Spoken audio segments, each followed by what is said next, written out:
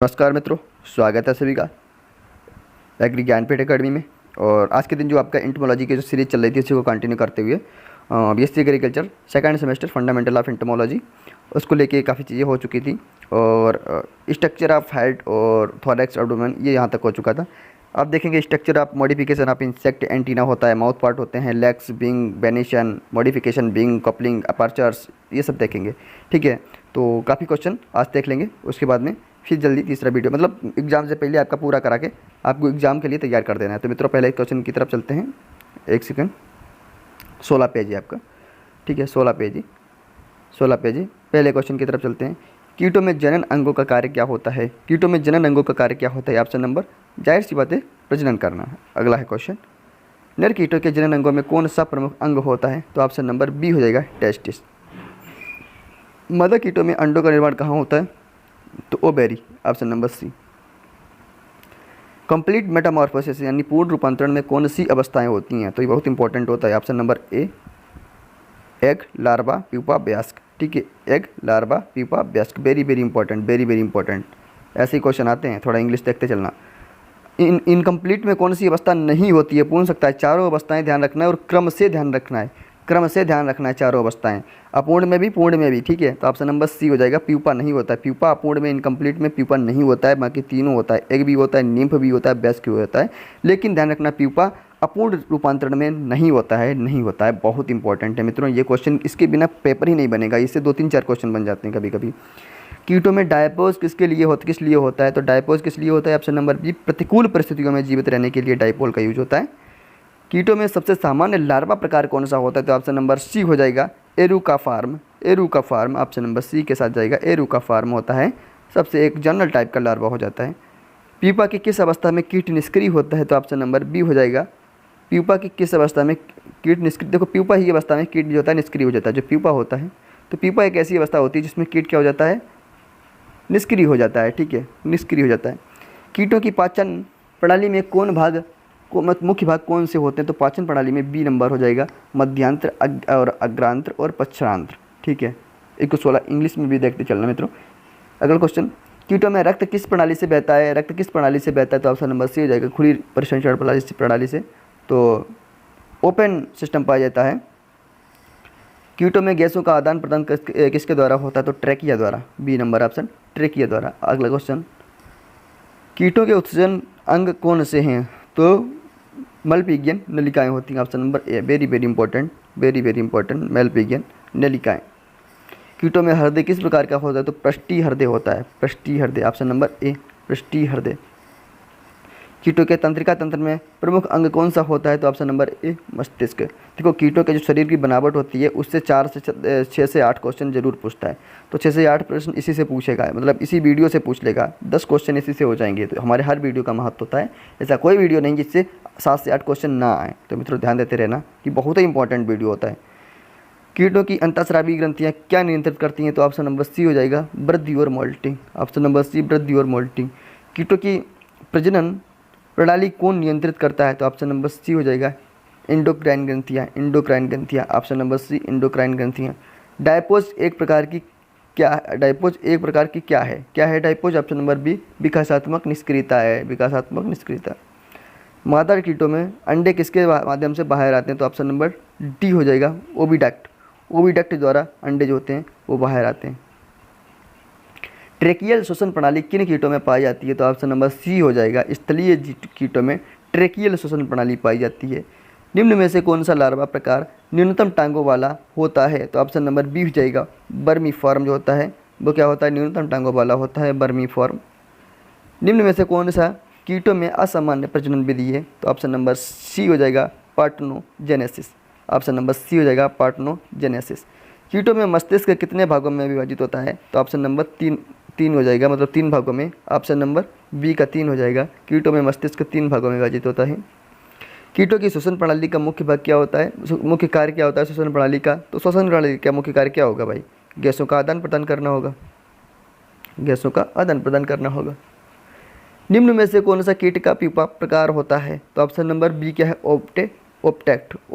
अगला क्वेश्चन, कीटों की आंखों में कौन सा पिगमेंट पहचानने पिगमेंट प्रकाश पहचानने में मदद करता है? तो रोडोप्सिन, बहुत इंपॉर्टेंट है rhodopsin, very very important. Rhodopsin से ही वो सोते गाते जो भी हैं रात को। ठीक है, अगला क्वेश्चन, कीटों के यौन अंगों में कोपुलेटरी अंग किसके लिए प्रयोग होते हैं? तो ऑप्शन नंबर बी हो जाएगा, फर्टिलाइजेशन निषेचन के लिए। अगला क्वेश्चन, निम्न में से कौन सा प्रकार का प्यूपा नहीं है? तो यानी सभी प्यूपा के प्रकार हैं, लेकिन एक ऑप्शन नंबर डी जो है ये नहीं है, एरुका फार्म नहीं है मित्रों। अगला क्वेश्चन, मोल्टिंग हार्मोन का उत्पादन कौन करता है? ऑप्शन नंबर सी, प्रोथोरोसिक ग्रंथि करती है। कीटों में ऑक्सीजन का परिवहन किसके द्वारा होता है? ऑप्शन नंबर बी हो जाएगा, ट्रेकिया द्वारा होता है। अगला क्वेश्चन आपका है, कीटों के यकृत की भूमिका कौन निभाता है? ऑप्शन नंबर सी हो जाएगा, बसा यानी फैट बॉडी। कीटों में अंडाणुओं का निर्माण कहाँ होता है? तो ऑप्शन नंबर बी हो जाएगा, अंडाशय में। कीटों में अंडाणुओं का निर्माण कहाँ होगा? तो अंडाशय में होगा। मादा कीटों में अंडों का संग्रह कहाँ होता है? लेकिन ध्यान रखना, मादा कीटों में अंडों का निर्माण पूछा है तो कहाँ होगा? ओविडक्ट, और इसमें भी आपको अंडा से देंगे, तब आप क्या लगा के आएगी? अंडा से, जबकि ओविडक्ट आप देखोगे भी नहीं। तो ध्यान रखना, मादा कीटों में अंडाशय का संग्रह कहाँ होता है, अंडों का संग्रह कहाँ होता है? तो भाई ओविडक्ट। कीटों की हार्मोनल प्रणाली में कौन सा हार्मोन मोल्टिंग को आरंभ करता है? तो मोल्टिंग तो कई बार पढ़ चुके हो, लेकिन मोल्टिंग को आरंभ कौन करता है? तो option number B, moulting hormone. ठीक है, तो मोल्टिंग हार्मोन। कीटों की आंखों के कितने प्रकार होते हैं? तो ऑप्शन नंबर बी हो जाएगा, यानी 2 सरल और यौगिक आंखें, ऑप्शन नंबर बी। ठीक है, बहुत इंपॉर्टेंट है, बहुत इंपॉर्टेंट है, ऐसे क्वेश्चन छोटे मोटे आ जाते हैं। कीटों की यौगिक आंखें किससे बनी होती हैं? तो ये तो बता ही चुकी हैं, ऑप्शन नंबर बी, ओमाटेडिया से। कीटों में किस प्रणाली में स्पाइरल और ट्रैकिंग पाए जाते हैं? ऑप्शन नंबर ए, श्वसन प्रणाली में। श्वसन प्रणाली में देखो, ये श्वसन प्रणाली में काफ़ी भूमिका निभाते हैं। कौन सी चीज़? स्पाइरल और ट्रैकिया। ठीक है, श्वसन प्रणाली में। अगला क्वेश्चन 37 नंबर, कीटों में रक्त का रंग क्यों फीका होता है? क्यों फीका होता है? ऑप्शन नंबर बी, हीमोग्लोबिन के अभाव के कारण, हीमोग्लोबिन की कमी पाई जाती है। कीटों की उत्सर्जन प्रणाली में मलपीगीय नलिकाएं किससे जुड़ी होती हैं? तो ऑप्शन नंबर बी हो जाएगा, पाचन नली से जुड़ी होती है मित्रों, पाचन नली से। कीटों में किस अंग को कीट का दिमाग कहा जाता है? तो ऑप्शन नंबर सी हो जाएगा, सेरिब्रल गैंग्लिया को कीट का दिमाग कहा जाता है। इंसेक्टा किस उपसंग यानी किस सबफाइलम के अंतर्गत आता है? तो किसके अंतर्गत आता है? Option number C, hexapoda, option number C, hexapoda के अंतर्गत आता है। कीटों के सिर पर कितनी एंटीना होती हैं? तो जाहिर सी बात है 2 एंटीना होती हैं, ऑप्शन नंबर ए के साथ जाएगा।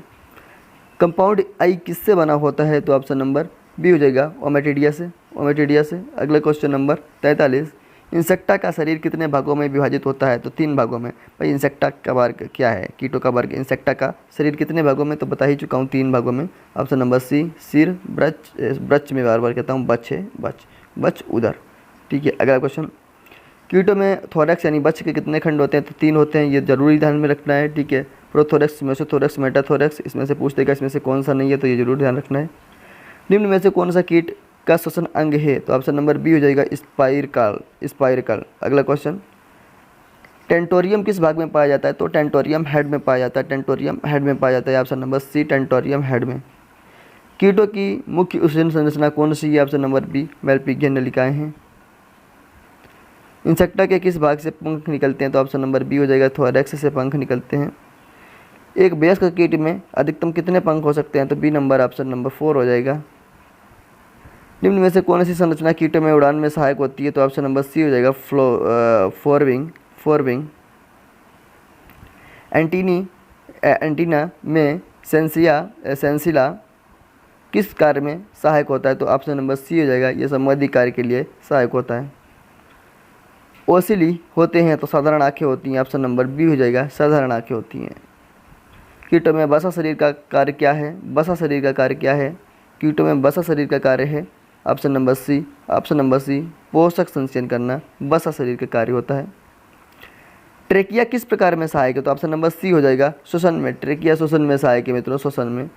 प्रोबोसिक्स किस प्रकार के मुखांग का उदाहरण है? तो ऑप्शन नंबर बी हो जाएगा, चूसने वाला, ऑप्शन नंबर बी, चूसने वाला। अगला क्वेश्चन, मैक्सिबल का कार्य क्या होता है? तो ऑप्शन नंबर बी हो जाएगा, भोजन को पकड़ना और संचालित करना किसके काम में? तो मैक्सिबल। हाइपोफैरिंग्स किसका कार्य करता है? तो ऑप्शन नंबर ए हो जाएगा, पाचन और रसस्राव का कार्य करता है हाइपोफैरिंग्स। अगला क्वेश्चन नंबर 58, लेवियम को साम्यता क्या कहा जाता है? तो ऑप्शन नंबर बी, निचले ओंठ को लेवियम कहा जाता है, निचले ओंठ को लेवियम कहा जाता है। मैंडिबल्स किस प्रकार के मुखांग होते हैं? तो ऑप्शन नंबर ए हो जाएगा, चबाने वाले मुखांग होते हैं, चबाने वाले मुखांग होते हैं मैंडिबल्स। इंसेक्टा किस वर्ग में आता है? तो एंथ्रोपोडा, ये तो पता ही है, कीटों की सबसे सामान्य सामान्य श्वसन संरचना कौन सी होती है? तो जाहिर सी बात है ट्रैकियल प्रणाली, बार बार आ रहा है। निम्न में से कौन सा कीटों की सजीव वृद्धि को नियंत्रित करता है? तो कौन सा सजीव वृद्धि को नियंत्रित करता है? तो जुवेनाइल हार्मोन जो होता है वो ऐसा काम करता है। Option number C very very important भी है। कीटों में मूत्र एसिड का उत्सर्जन किसके माध्यम से होता है? ऑप्शन नंबर सी हो जाएगा मेलपिगिया नलिकाओं द्वारा। कीटों की शारीरिक संरचना कितने भागों में विभाजित होती है? तो 3 भागों में। अंडे से पूर्ण विकसित कीटों की प्रक्रिया क्या कहलाती है? तो मेटामॉर्फोसिस। मेटामॉर्फोसिस 65 का ऑप्शन नंबर बी हो जाएगा मेटामॉर्फोसिस। अगला क्वेश्चन नंबर 66, साधारण आँख को क्या कहा जाता है? तो ओसेली कहा जाता है। साधारण आँख को ओसेली कहा जाता है। ऑप्शन नंबर बी हो जाएगा ओसेली। कीटों की नसों का समुच्चय क्या कहलाता है? तो वेंट्रल कार्ड कहलाता है। Ventral card. अगला क्वेश्चन, मोल्टिंग प्रक्रिया के दौरान पुरानी क्यूटिकल को क्या कहते हैं भाई? तो एक्सिबिया कहते हैं। कीटों की अंतःस्रावी प्रणाली का भाग कौन सा है? तो ऑप्शन नंबर सी हो जाएगा जुवेनाइल ग्रंथि होती है, जुवेनाइल ग्रंथि। अगला क्वेश्चन, कीटों के दिल में कितने ओस्टिया होते हैं? तो कितने होते हैं? ऑप्शन नंबर डी, संख्या प्रजाति पर निर्भर करती है ये। किस प्रकार के कीट लार्वा में केवल बच्चियाँ टांगे होती हैं? तो ऑप्शन नंबर बी हो जाएगा एरुका फार्म लार्वा में केवल बच्ची टांगे होती हैं। डायपोज के दौरान कीट क्या करता है? तो डायपोज के दौरान कीट जो होता है निष्क्रिय होता है, पैसिव नहीं, एक्टिव नहीं, केवल निष्क्रिय। निम्नलिखित में से कौन सा पीपा खुला होता है? तो ऑप्शन नंबर डी हो जाएगा क्लोसेट। ऑप्शन नंबर डी हो जाएगा क्लोसेट। अगला क्वेश्चन, कीटों में रक्त परिसंचरण प्रणाली होती है? तो ऑप्शन नंबर सी हो जाएगा खुली। ट्रेकियल प्रणाली में हवा का प्रवेश कहाँ से होता है? तो ऑप्शन नंबर सी स्पाइरकाल। निम्नलिखित में से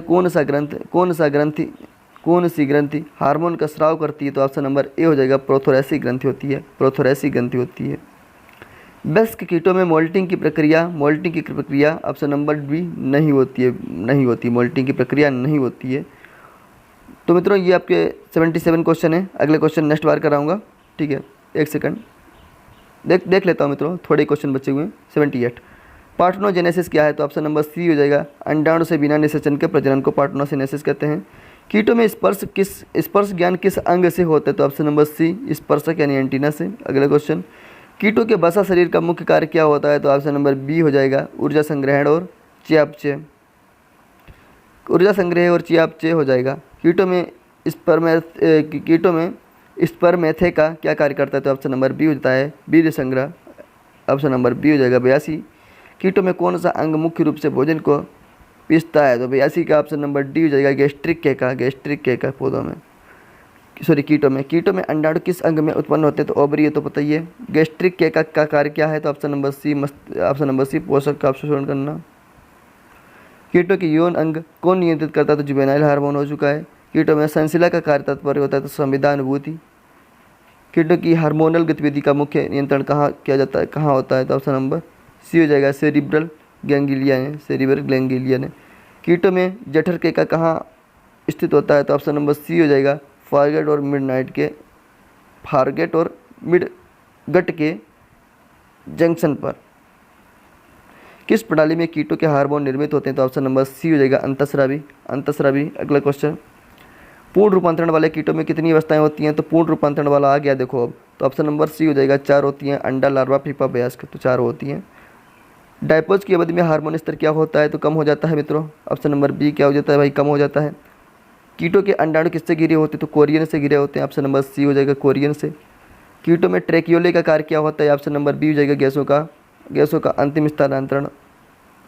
कौन सा हार्मोन कीटों में लार्वा को पीपा में परिवर्तित करता है? तो ऑप्शन नंबर ए हो जाएगा मोल्टिंग हार्मोन जो होता है। कीटों में अंतःस्रावी ग्रंथियाँ किससे उत्पन्न होती हैं? ऑप्शन नंबर ए हो जाएगा एक्सोडर्म।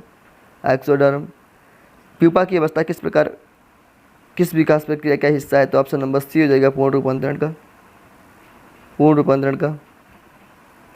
कीटों के पाचन तंत्र का मुख्य भाग क्या कहलाता है? तो ऑप्शन नंबर बी हो जाएगा मिडगट। अगला क्वेश्चन, कीटों में उत्सर्जन किस प्रकार होता है? तो ऑप्शन नंबर बी हो जाएगा यूरिक एसिड के रूप में। अगला क्वेश्चन है आपका, कीटों में मोल्टिंग हार्मोन कौन उत्पन्न करता है? तो ऑप्शन नंबर सी हो जाएगा प्रोथोरेसिक ग्रंथि। कीटों में यौन प्रजनन के लिए कौन सा अंग अनिवार्य होता है? ऑप्शन नंबर सी हो जाएगा कोपुलेटरी अंग हो जाएगा, कोपुलेटरी अंग। तो मित्रों ये आपके 100 क्वेश्चन हो चुके हैं, तो प्लीज़ सब्सक्राइब करिए मेरे चैनल को। और ये PDF लेने के लिए मेरे टेलीग्राम व्हाट्सअप चैनल से जुड़ सकते हैं, जहाँ आपको फ्री PDF तुरंत निःशुल्क प्रदान की जाती है। और उसके बाद में आप सेमेस्टर से जुड़ी सारी अपडेट दिन प्रतिदिन आप सुनते रहते हैं। और फिर मिलता हूँ तीसरे वीडियो लेक्चर के साथ। तब तक के लिए अपना ख्याल रखना। Take care, bye bye, have a next day.